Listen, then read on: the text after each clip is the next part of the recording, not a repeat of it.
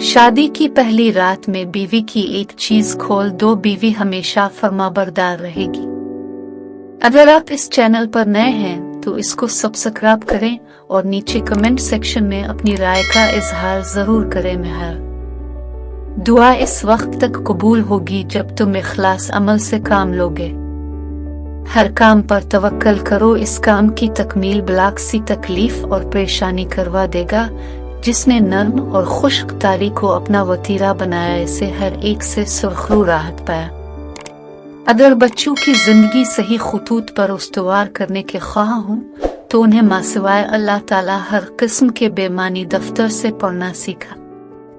अगर मुश्किलात पर काबू पाना चाहते हो तो साबिर इलाही बन जाओ, मुश्किलात की जंजीरें खुद ब खुद टूट जाएंगी। जिसने अपने इखलास को संवारा, गोया इसने इल्म इरफान सीखा और राहत और सुकून पाया। गुनाहों की दलदल से बचना चाहते हो तो राह मुस्तकीम इख्तियार करो।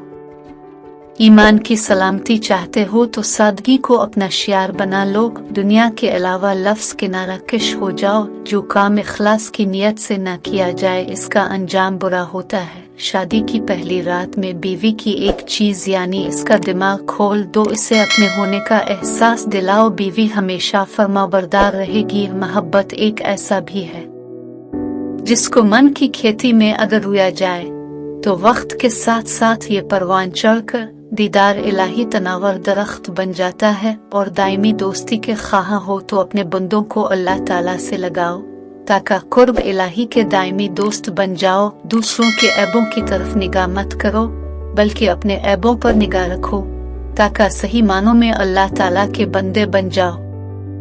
मुसीबत और परेशानी का मुकाबला सब्र और शुक्र से करो ताकि इनामात इलाही के हकदार बन जाओ। जिसने अल्लाह ताला के मुतालिक गलत कदम रखा वो खसारे में रहा। इस तरह की मजीद अच्छी वीडियोस देखने के लिए इस चैनल को सब्सक्राइब करें। शुक्रिया।